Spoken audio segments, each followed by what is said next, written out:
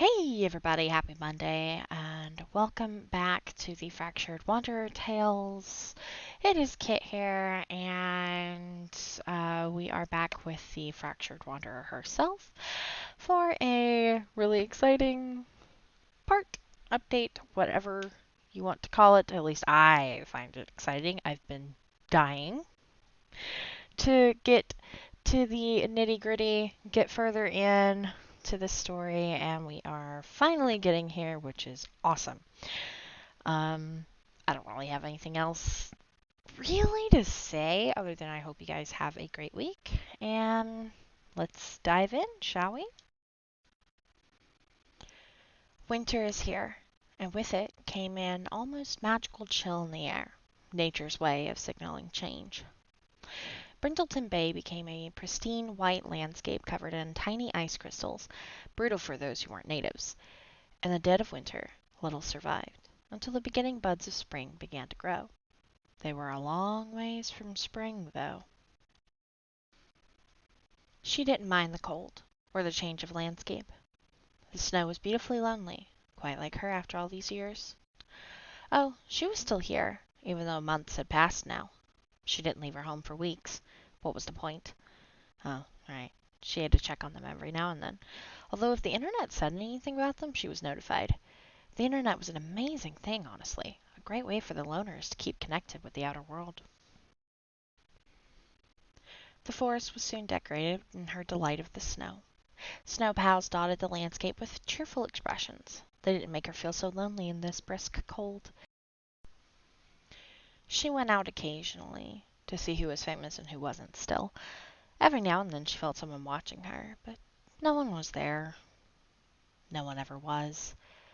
Not even the drink soothed her nerves. Going out in public made her nervous and miserable. People died around her, yet she remained, and she had no idea for how long. She basically had lost all hope of remembering who she was, but her only solace was that they seemed to be thriving. She would survive, if just for them, even when she had no idea why she needed to be here for them. What was the point? No one watched her in these woods. She could smile and feel free.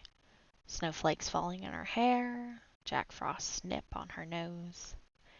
She loves winter. Another day spent in the snow, or perhaps 3. Time had lost all sense of meaning to her. When she was hungry, she ate.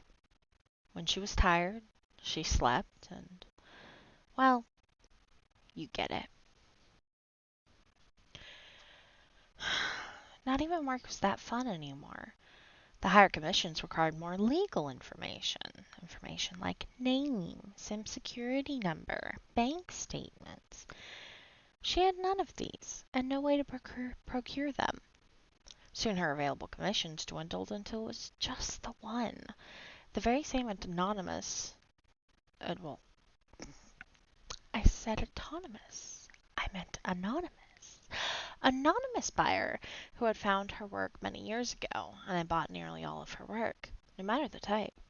She was grateful for them, but she did worry for the day they would die. Everyone did after all, except for her, it seemed. She knew not to worry too much. Nature would care for her. She just had to have faith. The trouble was, she was struggling in that area of her life too. Still, sometimes there were a few small, easy commissions she could do, even if they all seemed a tad shady. Then one day her phone rang with a message on an app she didn't even know it had. It was the first message or call she had ever received, and it was from him, the anonymous buyer for her paintings. She recognized that username and whatever the numbers from an IP address are.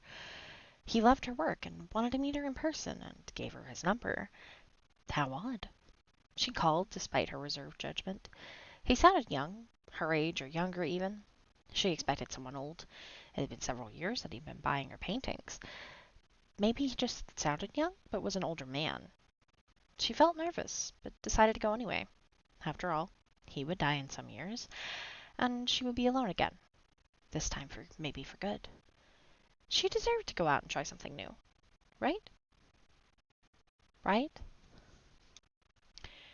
They arranged a time and a place, but she was nervous. First of all, meeting someone she had never seen before, much less talked to. He just bought her artwork. That was it. It just didn't seem smart. Second, she had no name. People like to know your name. He would want hers, but she didn't have one. So she had to think of one. And it took her nearly up until she went into the restaurant. She passed a little girl singing to her doll. The child called it Sally, and they were on the corner of Daniels Street. Hence, she decided that until she could remember her past and her true name, she would be known to this individual as Sally Daniels. It was good enough, right? He was already waiting for her when she arrived. He was way younger than she had even dreamed of. He seemed more like a teenager than a young adult. Even Marin seemed older than him, last time she had seen her anyway. He certainly dressed like a teenager. Long, shaggy hair, skin super pale from playing video games inside all day probably, ripped jeans, and skulls on his hoodie. Cliché goth. Was that what this was? He even had on red contacts. Or maybe his eyes were naturally red. He certainly didn't seem an art enthusiast, or able to have enough money to indulge in such hobbies. Everything about him was odd, but it was when she stared at his tattoos that a faint throbbing occurred in her head, but it soon went away. How odd. When he spoke like that of a normal young adult male, with a slight accent she couldn't place. He was certainly polite, though. Thank you for meeting me. I am Jackson Thanatos. Very pleased to meet you. I must say, I love your work. When he smiled, he seemed even more like a teenage boy. He was quite charming and boyishly adorable. Sally Daniels. Her heart thudded in her chest as she gave him a name that wasn't hers. I must say, I'm surprised you love it so much, especially at your age. Well, oh dear. It had been far too long since she had spoken with someone other than herself or the trees. His smile widened, a knowing glint in his red eyes. I can assure you I am indeed of age. I have been blessed with quite young looks for quite some time. It comes in handy in certain situations, let me tell you. His voice was rich and teased of countless tales that didn't suit his appearance. Oh, I'm sorry. Forgive me.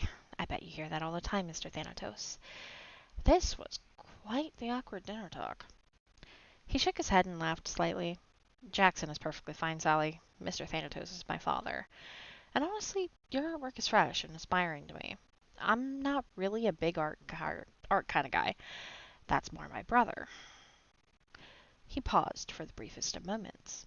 But I saw yours on an ad and I couldn't help but take a closer look. You have a special way of looking at the world around us. Like through the eyes of a newborn babe. She laughed and covered her mouth. Oh, if only he knew. Even after nearly 3 generations of being in this world, things still surprised her. The world continued to shift and change, and she found wonder in it all, because what else was there for her to do but revel in loving nature's embrace? Of course, she couldn't tell him any of this. Well, Jackson, I just love to see what the world has to offer. We all should be appreciative of the world we live in. Wouldn't you agree? His tone was thoughtful as they waited for their meal. Yes, I do agree. Far too many people take advantage of the earth's bounty, and one day it will all fade. She didn't know what to say to that. Her heartbeat thudded in her ears. If she didn't know any better, that seemed to be a bad omen or a threat, but it wasn't. Everything ended in one way or another, even her, eventually. The silence between them was awkward as he stared at her with a nearly blank expression on his face, those red eyes examining everything about her. She eventually went back to looking at the menu, and he seemed to relax, smiling as he watched her. It was as if she had passed some sort of test, which was fine, she supposed. She didn't think they would be doing this again, but it was a social outing with someone other than herself, and despite how weird it was, she was enjoying it very much. They ended up talking for hours about all sorts of things. He was quite intelligent for such a young man with a young soul. They talked until her stomach grumbled, and they left, not even realizing their dinner had never arrived.